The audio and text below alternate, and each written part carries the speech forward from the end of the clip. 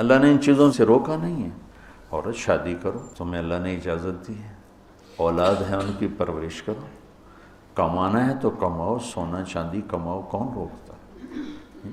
اور سواریاں اچھی رکھنی ہے تو رکھو. میرے نبی نے گدھے پر بھی سواری کی، خچر پر بھی کی، اونٹ پر بھی کی، اور اعلی نسل کے گھوڑوں پر بھی کی.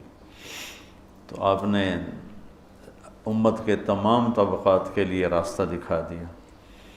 اسلام میں صرف غربت کا نمونہ نہیں، اسلام چپڑاسی سے لے کر بادشاہ تک کا نمونہ پیش کرتا ہے، اور زندگی کے ہر پہلو پر میرے نبی کا نور پڑ رہا ہے اور ان کی روشنی پڑ رہی ہے کہ بادشاہوں کو بھی اگر زندگی گزارنی ہے تو نبی کے طریقے کو دیکھیں گے. ایک دفعہ سعد بن عبادہ آپ کے لیے ایک جوڑا لائے کپڑوں کا، کہا جی آپ کو پہنانا ہے. آپ نے پوچھا کتنے کا ہے؟ فرمایا 27 اونٹ دے کے یہ جوڑا خریدا ہے. 27. آج بھی ماٹھے سے ماٹھا اونٹ 2 لاکھ کا ہے، تو تم اسی ردی اونٹ پہ رہو. 2 لاکھ تو 54 لاکھ کا جوڑا میرے نبی نے پہنا. انکار نہیں کیا. تو اتنا مہنگا لے گا، لے جا، میں نہیں پہنتا. تو انکار کرتے نا، انکار نہیں کیا، پہنا، اتار دیا. پہن کے یہ سنت نہیں اس کو کہیں گے، اس کو اجازت کہیں گے. آپ نے اجازت دی کہ آپ کو پتہ ہے میری امت میں بادشاہ بھی آئیں گے، میری امت میں مالدار بھی آئیں گے، صنعت کار بھی آئیں گے، دولت مند بھی آئیں گے، میں نے سب کو نمونہ دینا ہے. تو آپ پیبند لگے کپڑے ہی ساری زندگی پہنتے تو مالداروں کے لیے کہاں سے راستہ ملتا؟ پھر تو صرف غریبوں کے لیے آپ نمونہ تھے، مالداروں کے لیے تو نہیں تھے. آپ اگر ساری زندگی گدھے پر ہی سوار کرتے تو لینڈ کروزر والے کو نمونہ کہاں سے ملتا؟ پراڈو والے کو نمونہ کہاں سے ملتا؟ مرسڈیز والے کو نمونہ کہاں سے ملتا؟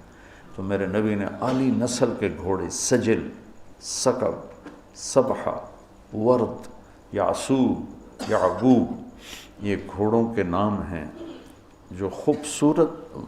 آپ کا ایک گھوڑا تھا ورد گلاب کے پھول کو کہتے ہیں کہ جیسے گلاب کا پھول سارے پھولوں میں نمایاں نظر آتا ہے، ایسے ہی وہ گھوڑا سارے گھوڑوں میں نمایاں نظر آتا تھا.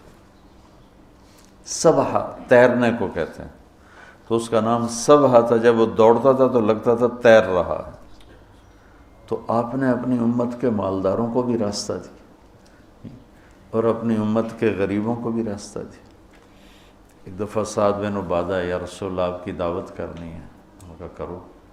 تو اگلے دن دیگچے چڑھے ہوئے آ گئے. کیا کیا ہے؟ کہ یا رسول اللہ 100 اونٹ ذبح کیے ہیں اور صرف مغز پکا کے لایا ہوں.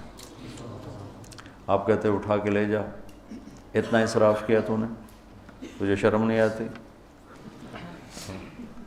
اتنا اسراف کیا ہے، اس سے مسجد بن جاتی. اتنا اسراف کیا ہے، اس سے غریب کی شادی ہو جاتی. اتنا اسراف کیا ہے، اس سے فلاں کا علاج ہو جاتا. تو آپ کہتے لے جا، میں نہیں کھاتا. تو کوئی نہیں کھائے گا، تو نے اتنا اسراف. یا رسول اللہ 100 اونٹ ذبح کر کے صرف مغز نکال کے پکایا ہے، آپ کو کھلانا تھا. میرے نبی کو تو 1 اونٹ کا مغز ہی کافی تھا، 100 کیوں ہیں؟ اور آپ کہہ رہے ہیں ٹھیک ہے.